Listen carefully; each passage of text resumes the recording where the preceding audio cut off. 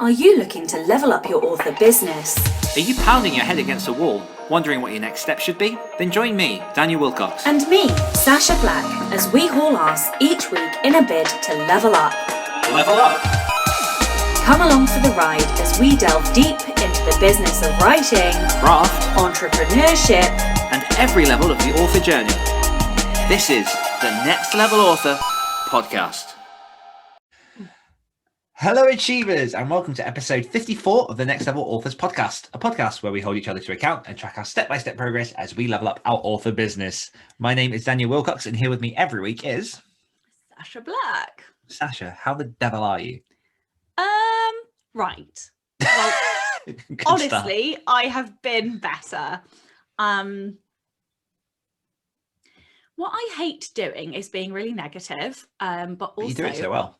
Oh, shut up. No, because the thing is, I'm like a meliorist, and I am super, like, anyway, I'm not, why am I justifying myself to you? Listen, so, I've had a rough week. Number one, I felt really low for a lot of this week.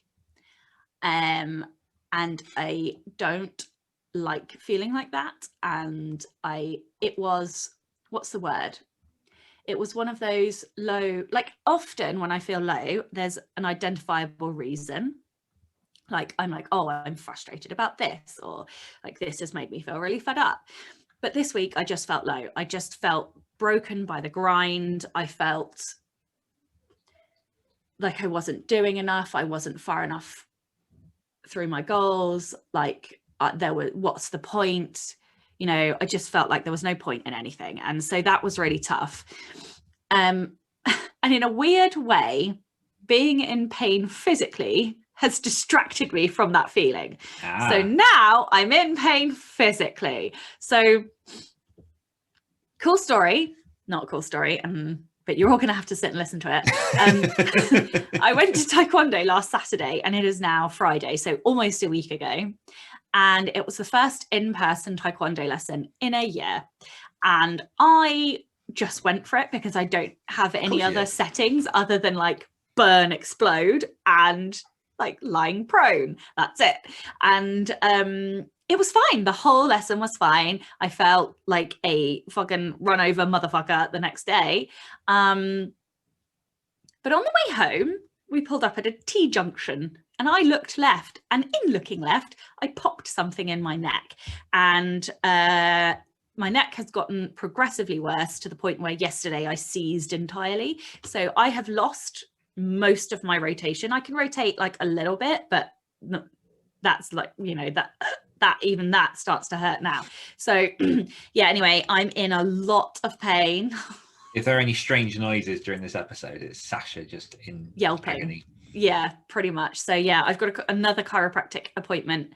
I did get it for Thursday, and then I've rebooked it for Tuesday. And I've got I'm just waiting for the doctors to tell me my drugs are ready, so I can go and pop loads of drugs and then lie prone all weekend.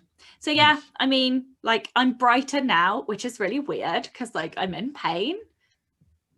But there we go. How are you, darling? Well, first, I think we should address the fact that you should be really proud of me for not interrupting what you were saying with a ridiculous joke that definitely permeated in my head that I just let go. Are you gonna tell everyone? Well, since you asked, it's better be funny. So your week was basically Jason Derulo. You were just riding so low. Oh God! Wow.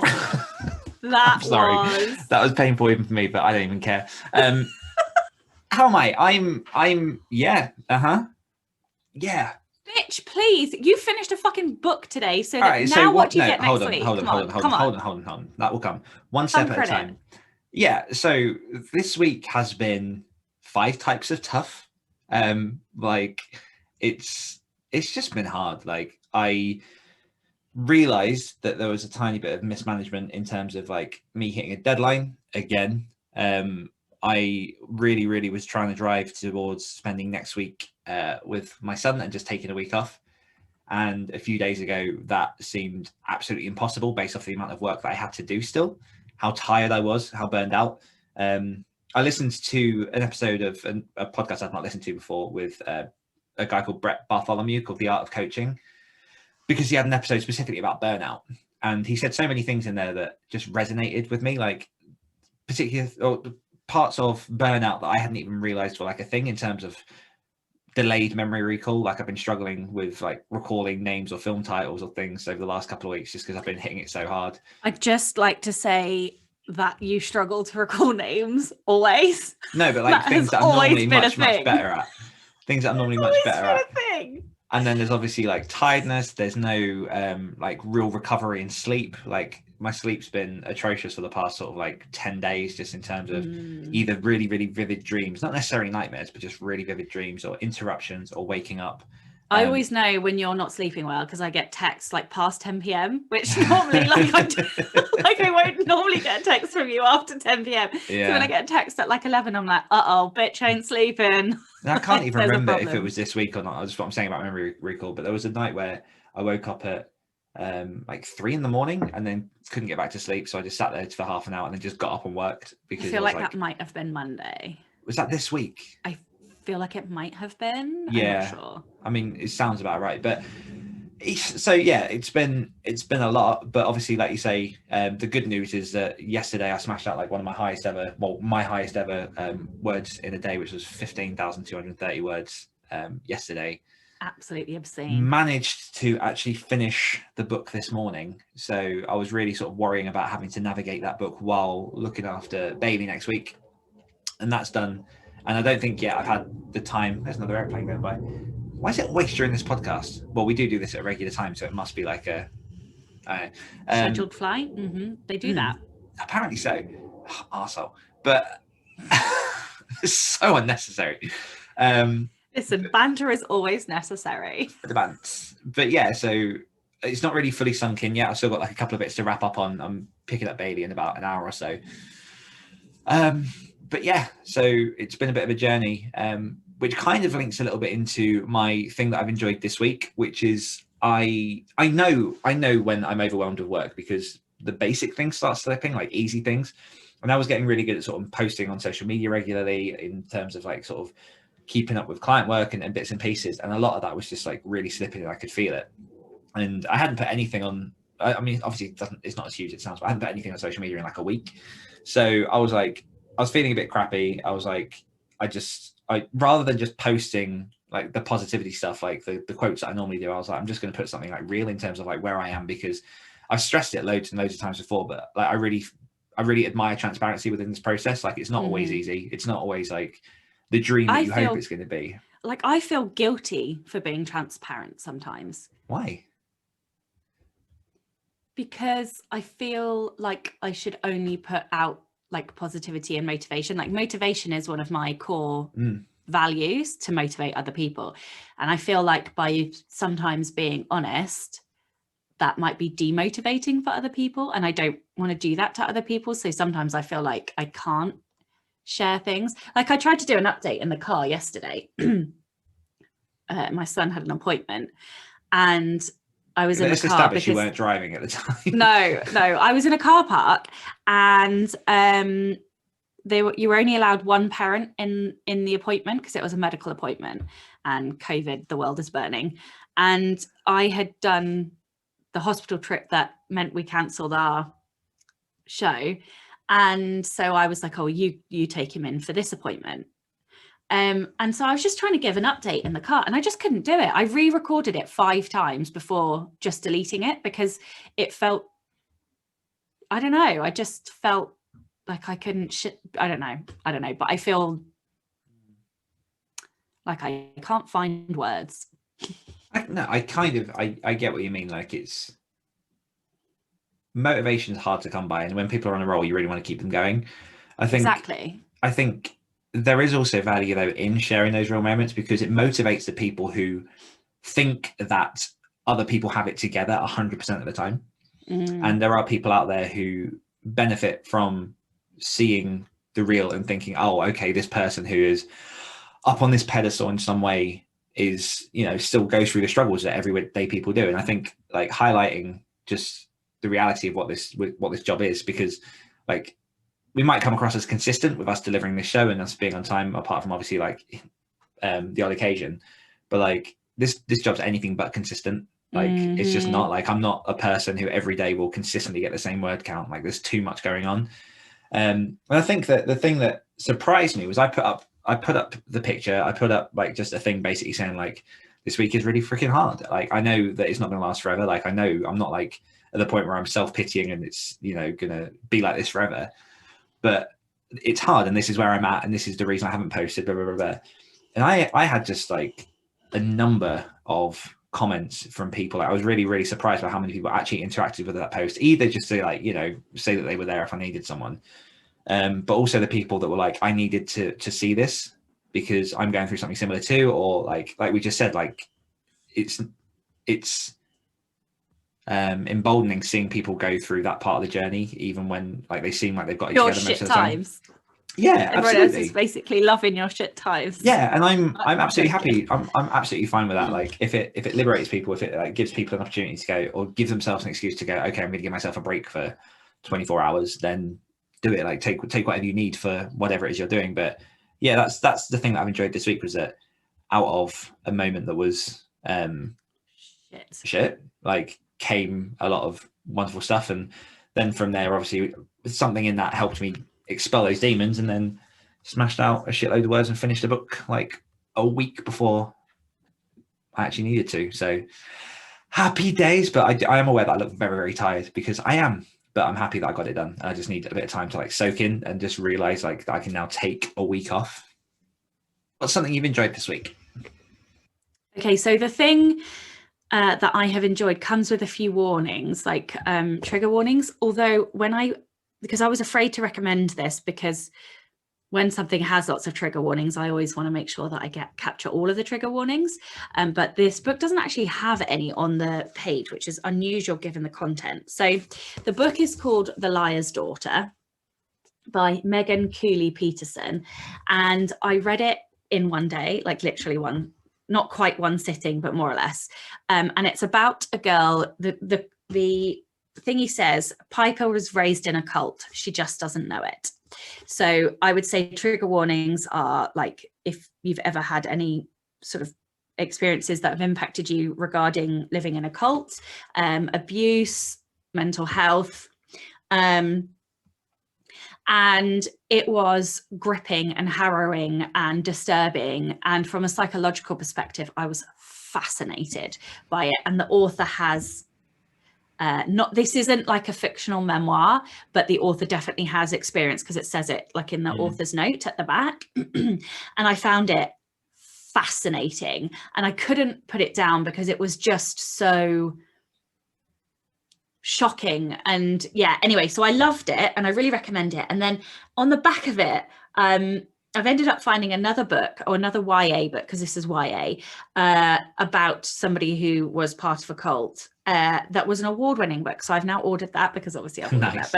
But yeah, so I'm looking forward to reading that one as well. I don't know why, because I'm not like planning on writing a book about a cult or anything. It's just, you know, it's like sometimes you have these rabbit warrens and you dive down into them, and yeah, it's fascinating. It's really interesting, just to like the whole mindset associated with it all. And what I like about that book is this is sad, but like the stark contrast between the spine and the front cover. That, like, for people listening, the spine is like a bright yellow, then the front's sort of like a really dark black with a woman on the front. Yeah, with her face burned out. Oh, she doesn't remember who she is. There you go. Weekly confessional. Dan will write 20,000 words, reads 20 stories for his anthology, and edit 20 pages of When Winter Comes. And I just about clawed my way through that, having like literally just before we got to recording, finished the last of reading those stories. It was a tough one, and I'm definitely going to reevaluate how I pick my to-dos for the following week, because that was real squeaky bum time. So squeaky bum time. Just like, oh shit. Sacha will work on Side Characters Workbook and start editing Side Characters. I am like 66% of the way through the draft of the workbook, which is awesome. So I smashed that out this week. I mean, I really pushed hard. And unfortunately, because I pushed so hard, I have only edited one section of Side Characters, but I have edited a section. What was interesting is that I found I wanted to focus on the workbook once I started, and I really work much better nowadays just working on one thing and smashing it really intensely. So that was a lesson to me. Really? You're just learning this? Really? Well, yeah, because I like to have lots of things on my plate, so that would this is really paradoxical, because I'm exactly the same. I get more done when I focus, but I seem to enjoy having the option of moving between things, which doesn't always benefit me in the long run. Oh, I know. We're so weird. Yeah. In Patreon news, we have a new patron. Welcome to the Madhouse, Stephanie Bond. Thank you for showing your support to the show. And so Stephanie Bond, can we just talk about Stephanie Bond for a second? Because if this is the Stephanie Bond that I think it is, I believe it is. If it is, I'm like gonna fangirl, because I heard her on Jay and Rachel's podcast, and she's amazing. The megastar. Yeah. So yeah, I mean, if it's not that Stephanie Bond, you're still amazing for being on Patreon. But yeah, so that is awesome if that is the case. And yes. And Stephanie will get the chance to jump into our Patreon live this coming Monday, the 12th, which I guess by the time this airs will be yesterday. How does this always happen? We need to figure this out. I know, we need to tell everyone the week before. I know. Did we? I can't remember. Anyhow, if you are are within the Patreon community, we will have sent you messages. You will have had a reminder. Join us 8 p.m. British Standard Time, now that the clocks have caught up and everything should be back to some kind of synchronization. Isn't it British summertime? No, I don't even care about time anymore. This really pisses me off. Anyhow, British summertime, British Standard Time, British. I don't care. The Patreon live, I assume, was fantastic. Of course it was. Awesome. You guys smashed it. Yeah. Well done. Oh my god, shut up, Dan. But yeah, so hashtag positivity number 4. This is the worst episode ever. This is the best episode ever. This is a great episode. And speaking of amazing things, our level ups this week, I'm going to do slightly differently, because we do have like sort of like a backlist of things that people have sent over, but a few different things have been dropped, either number 1 into the Facebook group, or number 2 into like my boot camp, and those people listen to Next Level Authors, and I just want to shout them out. Please pick Brett.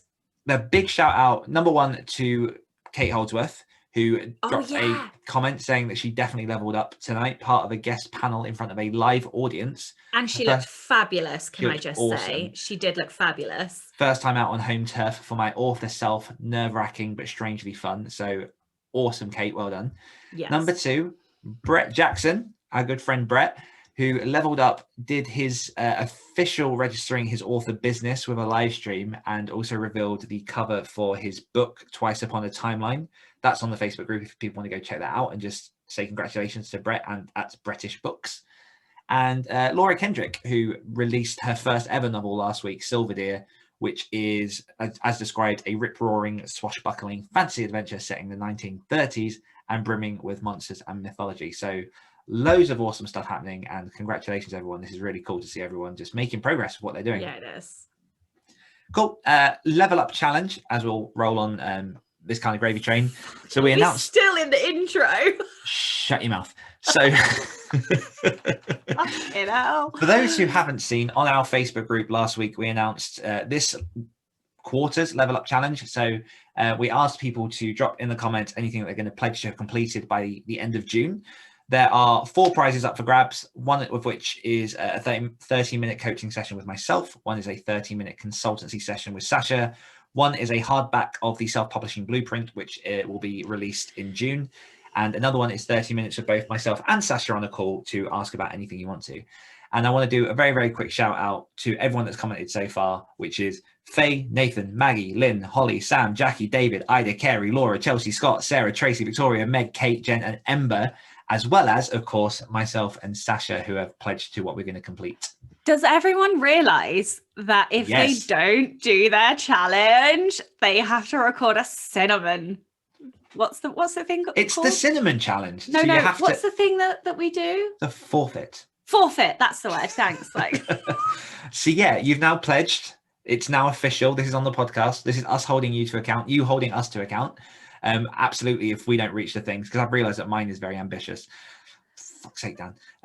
But anyway, so if you don't reach what you said you're going to do by the end of June, you have to send us footage of you completing the cinnamon challenge. And we will do a reel of them. Oh, hell yes. Yeah, yes, hopefully there won't be that many. No, there's not going to be any. There's not going to be any. And everybody's going to be disappointed there were no cinnamon challenges. But that's for people that don't know, where you take a teaspoon of just cinnamon powder, try to swallow it, and it, check it out on YouTube to see what goes on. Final section before we go into the actual question is comments from last week. And the question was, how do you reward yourself? So Caitlin Duncan said, with writing goals, I give myself rewards along the way. Mostly it's at the end of a step, like after I finish a draft or finish a developmental edit. I'll binge watch a season of a show or watch a movie I've been meaning to. On launch day, I used to go out and celebrate with a nice meal at a restaurant. These little gifts help add motivation to my process. Victoria LK Williams said, as ridiculous as it sounds, when I finish a book, I reward myself with buying a new cover for the next book, or since I've been getting ready for the next set of books. Needless to say, I've got to write a lot of books to catch up with my rewards. I also indulge in a good bar of chocolate and a glass of wine. Carrie said, for completing my tasks, I get a sticker in my planner because inside I'm still 6. Hey, there is nothing wrong with stickers. Oh, I have a cat on my foot. And then I have a few things I want to buy, and I'm planning those as rewards when I finish a book outline and draft, or for overall word count milestones. I have written almost 100k since the 1st of January. Fuck me. Little upgrades or accessories for my computer or tablet, a date night dress, maybe a new swimsuit for the summer. Edwin said, I have to go with time off as a reward, not just any time off though, time off where I get to experience a change of scenery, amen, and visit some location outside of my regular rounds, a weekend at a cabin by the lake, that kind of thing. So tricky to do when it has to be coordinated with my wife's schedule. In the thing category, I'm lower key, a banana split or some other decadent dessert treat. A smaller treat versus a larger treat. Oh. Jen Carter said, this episode just inspired me to implement this. I have a slightly unhealthy obsession with collecting tarot card decks, and I've decided to use purchasing new decks as my reward for hitting my writing goals to keep me on track. That is awesome. I feel like I didn't reply to those, but I also feel like I did. So I didn't reply either. And I feel like we talk about the comments here. So we are acknowledging the comments, and sometimes we're not going to reply. And we're works in progress. Like we'll get there. We promise. Yeah. Okay. This week's question. So I said to you before we started recording, like there were a bunch of directions that I felt like I could go in, based off of like just our weeks in general. But actually, what I'm going to go with is a question that's more around an area that I think you'll like, which is craft. Because I've been asked this question multiple times by different people at different stages of their writing career, and I never quite know how to answer it. And I've kind of started formulating my process on this, but I was wondering, how do you self-edit? Or how do you learn to self-edit? Oh, that's a different question. How do you self-edit? Or how do you learn to self-edit? Okay.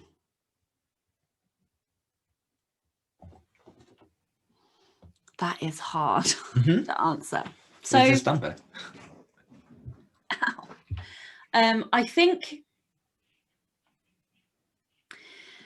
I'm going to sound really pretentious, but I think some of it comes down to intentional practice. I have been talking about this for a while, but I think that we have to stop reading purely for escapism, and we can still do that sometimes, but we have to intentionally make time to read intentionally sometimes. And the act of intentionally reading teaches you about story structure. It teaches you about characterization, about depth, about prose, because you can intentionally look for good examples of those things in your books, and then you can deconstruct them, or however you personally learn best. Maybe you just need to think about what the person's done, whatever. I'm not prescribing one way to do this. What I am prescribing is intentional thought and time put into improving your craft. And I think the thing with editing is that it is the consequence of the learning. Right? Mm-hmm. So if you are an editor, maybe it's slightly different, but I do strongly feel like you can't be good at editing until you improve your craft, because how do you know the things that you need to change unless you are intentionally trying to improve your craft? So with that comes all of the usual things, like, are you reading craft books? For example, you know, ones on editing, there's self-editing for fiction authors by Renee Brown and I want to say Dave King. There's The Anatomy of Prose. That's going to help you. Oh, that's fantastic. I've heard. That's true. There's, oh, thank you. The Artful Edit, which is by Susan Bell, and On Editing, which is another one by, can't read the names, Helen something, whatever, I'll find it later. And so you can read books specifically about editing. But I think it's one of these holistic things, because in order to edit well, you have to be able to problem spot, which means you have to be able to get space, objectivity, and be able to see the problems. And unless you have taught yourself what the problems are, you can't spot them. You're just going to fanny around with like full stops and commas and changing words. So I just like, I think it's a process of learning craft generally, and it's at different levels. You have to learn story craft, story structure, you have to learn about characterization, and you have to learn about the sentence level stuff. I mean, if you like, should I give tips? I don't know. Do you want tips? Like, yeah. Or I don't know how to answer this question. Well, how do you learn? Ask a question, like, because yeah, how did you learn to self-edit? Because you went into like a whole developmental editing and I've been on the other side of that, and you're good at what you do. So what did that look like when you first started? Because obviously not everyone goes straight to that page, went on your own work and knows where to go with editing. So I rewrote my first book 3 times from scratch. 17. Me. You wrote your books? Yep. What, so you put the whole manuscript in the bin and started again? Well, I put them side by side, and then I literally like rewrote the entire thing while I was reading the first one.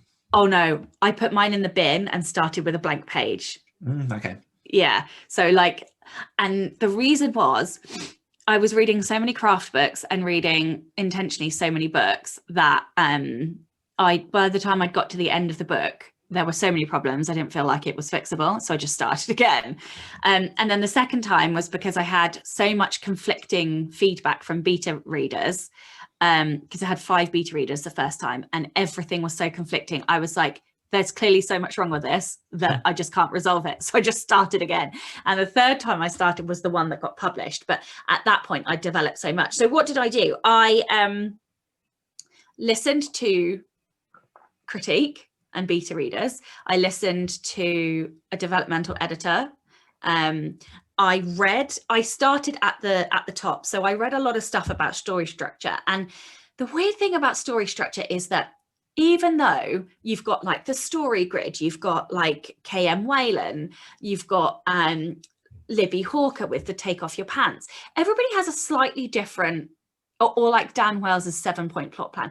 Everybody has a slightly different slant on story structure. And like in romance, you have to hit certain beats or points in story structure. And then in horror, it's slightly different again. And yet all of these things are still story.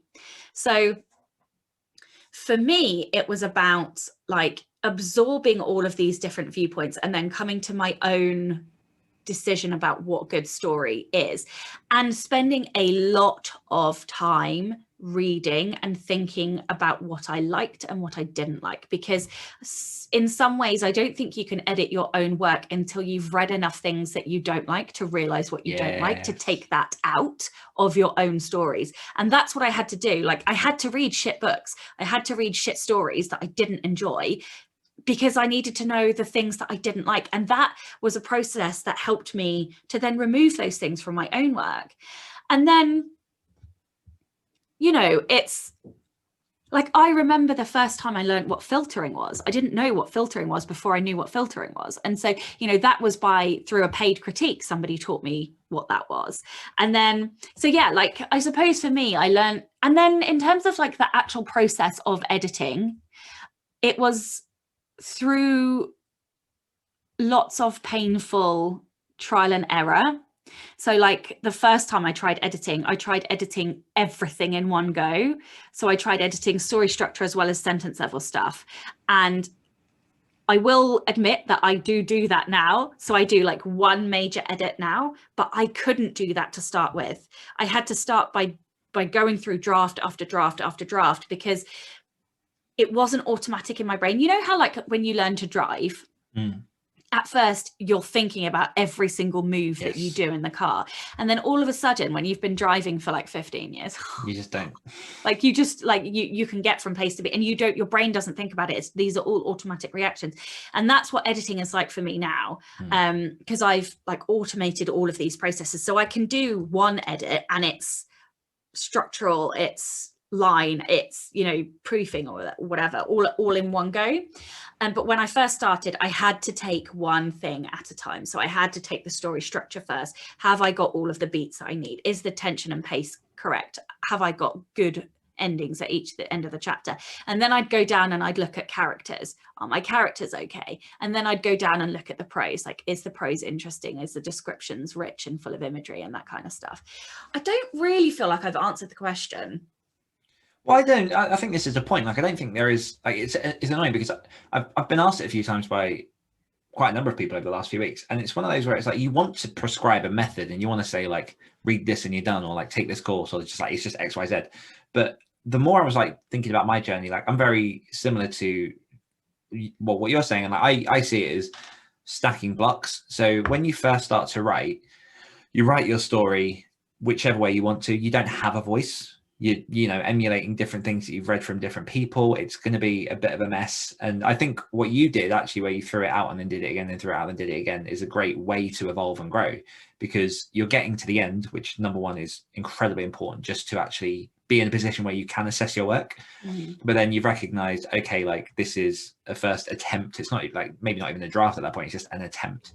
And then you go back, you take those lessons that you've learned, and it's stacking blocks. When I first edited my first finished novella, I remember I used to do it before I actually wrote the book anyway, was I'd spend 10-15 minutes where I just sit and read someone's work who I was trying to emulate, or someone who I admired, to get into that mindset, to kind of see the voice, to see the perspective, and then try and translate that into my own books.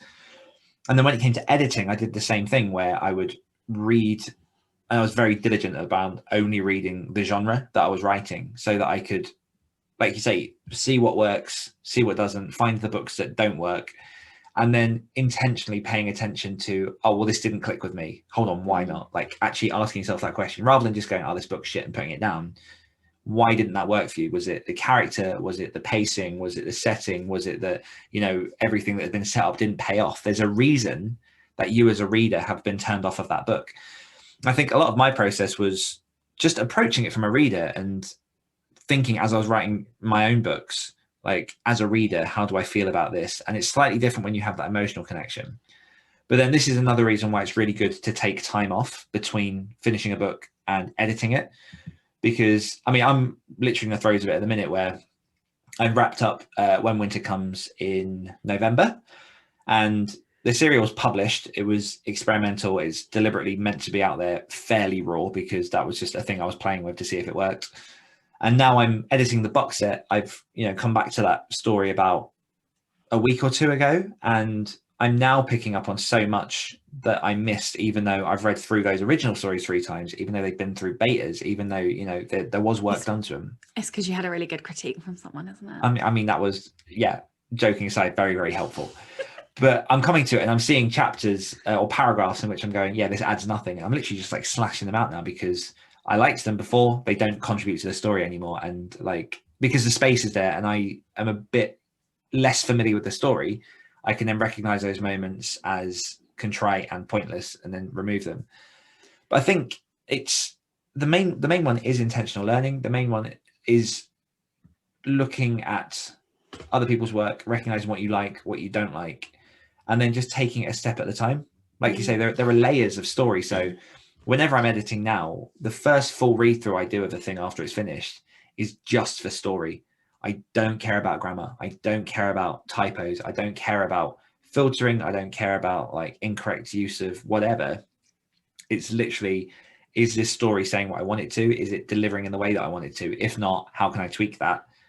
Once that's tweaked, I then sort of get more granular on each pass and go down. And for some reason, I don't know if it's the same with you, but 9 times out of 10, the last pass I ever do is voice.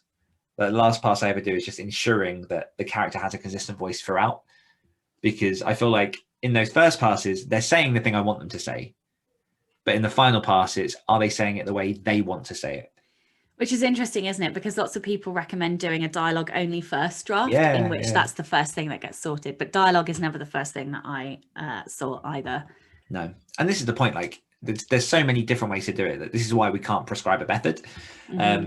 But yeah, there have been a lot of people sort of reaching the end of their first drafts and then going, how do you self-edit? And it is a really tough question to ask. And the only thing I can say is persevere and just practice. Well, I think it's really unfair as well, because editors only have to be good at one type of editing, right? They're either a developmental editor or they're a copy editor or they're a proofer. And yet as authors, we're expected to be able to do some of this for ourselves, like at every single level. And so I suppose what I'm saying is you have permission to be shit at one of these things, at least to start with. Like, focus on story structure first and then focus on the copy editing. And the reason I say that is because I don't think you should ever give an editor your work unless you have both done a self-structural edit and a copy edit. And the reason for that is that even if you are going to a developmental editor, if there are an excessive number of copy type errors, it will prevent the editor from being able to have the high level objectivity they need to look at story structure, because they will be in line constantly trying to fix the errors. And so you're not going to get the best out of your editor until you've done a bit of copy editing for yourself. Like, and I suppose the thing, I don't know, like, do you ever look back at your own work? Like, I found a copy of my first draft of Keepers the other day, and I was like, oh, yeah, it's wow. atrocious. Yeah. Like, sometimes I'm genuinely tempted to put it up somewhere so people can see where you start from. Like, wow. This was part of the reason as well, that when winter comes, as I was writing it, I was releasing raw chapters to patrons. And I actually had a few people following along saying, like, it was helpful because they got to see what a first draft looked like. Because we forget when we're reading the book that that's the finished, polished product. And there's so many steps in between. I've gone back a couple of times and read really early works, and it makes me happy because I see where I am now. Yeah. Shocking also that I thought that was what good writing was. Like, because really I came to this and I was like, yeah, I'm going to write a book. Yeah. And then I know, exactly. And then you write and you're like, what the fuck is actually this? Because this needs to be burnt. And I do also want to highlight as well, like, one of the big things that you said, feedback. Just no matter whether that's an editor, no matter whether that's ideally not just your next door neighbor or your mum, but like people who are within your genre or within the business who can give you useful feedback. Because I understand how precious it is when you've written your first work and the fear that comes with releasing that into the world and being told that you suck. But the reality is it probably does suck. If this is your first rodeo, if it's the first thing you've written, if it's, whatever, it's probably going to suck. And I think the sooner you can accept that that's just a part of the process and you can only grow, the better that will be. And just getting feedback from readers for me is everything, because it just means that I'm getting instant. I get instant sort of touch points on what works for them, what they love, what they don't love, and then that informs my writing. Okay, so this is controversial. I don't give my book to readers ever. Well, I only give it to writers. Oh, wow. Yeah, I know. I feel really strongly about that as well. Interesting. Yeah. Writers aren't my audience. So when I say a writer, for example, my critique partner is an author in my genre. Mm-hmm. And like my sub niche genre as well. So they are also a reader in that genre, but they are a writer of that genre. And I will only get feedback from writers Why? who write in that genre. Because readers don't all... Okay, so let me start with why I have a critique partner in my genre. Which I love. When I had 5 beta readers, they did not all write in my genre, and I had incredibly conflicting advice. And looking back, I think it's because they didn't write in my genre. So I would have comments about things about the characters that just didn't gel with what I knew about my genre and what my genre wanted. And the only reason I knew that is because I am a prolific reader of my genre. Mm-hmm. And so I have the confidence that I know what the readers want because I want it. I mean, I literally consume young adult fiction. And so as a consumer, I am my audience in that respect, which not all authors are all of the time. Some authors write in other genres. And so I think it's much harder for an author in that genre to do that. And that's when reader feedback might be applicable. Now, the reason that I choose a writer over a reader is because they understand story mechanics and story structure in a different way to a reader. So like, I want reviews from readers and reader opinions, but I don't want a reader to tell me how to write a story because they're a reader. Okay, I want a writer to tell me if I've done something wrong in my book, because they understand structure, they understand how to write a book, they understand like the terms and the terminology. And what I found when I did give readers my book was that it would be comments like, oh yeah, that's really great, or oh yeah, that didn't really work for me, and that without any reasons why. And so I couldn't get the quality of feedback that I needed with the terminology that I needed. And so for me personally, having a writer who writes and reads in the genre is what works best for me. That's not going to work for everyone. That's cool. Don't hate on me. This is my process, bitches. I think this very much like sums up the difference between us, because I use reader feedback because I don't want the writerly side of it. I mean, I do, because that's, you know, why you go to editors, and I do give my book to horror friends of mine to read, to then give feedback as well. But primarily with the reader feedback, what I'm looking for is that emotional, visceral response to the story. And what I think you get from readers are, you know, it's a whole different experience. And since like I'm going to assume that like 90% of my audience aren't writers, I get people who, if there's something that pulls their head out of the story, it's going to be for a different reason than a writer, because I know as a writer reading someone's story, like what the mechanics are around that. But with readers, it's just a slightly different lens. So the interesting thing is, the reason I chose my critique partner is because they are exceptionally talented with creating emotion in I think story. you're very lucky there. Yeah, I think I might just be lucky there, but that is actually what her skill is. And that is why I work with her, because she is so oriented to emotion and is a very empathetic person, and will pull me up regularly on the emotional side. And so perhaps I have just been lucky, and that's why I'm so like wildly biased. There we go. Here endeth my lecture. Here endeth the lecture. But yeah, I think just to sum up, it's a difficult thing to learn. I think perseverance plays a big part of it, and intentional learning is key. I'm gonna throw something else in. You know, when like you get a new job, and like when you're in a new job, you learn a new language. Mm-hmm. I feel like a sign of how well you're going to be able to edit is like the breadth of your vocabulary in this world. Yes. Do you know what I mean? Because like every industry has its own vocab, and craft has its own vocab. So if you know a lot of craft words, you've probably learned a lot about craft, you know? Mm-hmm. So I don't know, just throwing that out there as well. For some reason, the only thing that pops into my head was how when I first started at my old job, everyone was like, yeah, we'll touch base on Monday. And then I found myself a couple months in just like, yeah, we'll touch base on Monday. And I hated myself for it. You should have. It's like what people, it's just the language that people use. And I found myself just, I fucking hate it. What's the return on investment of this opportunity? Oh. Anyhow, in summation, self-editing is hard, but achievable.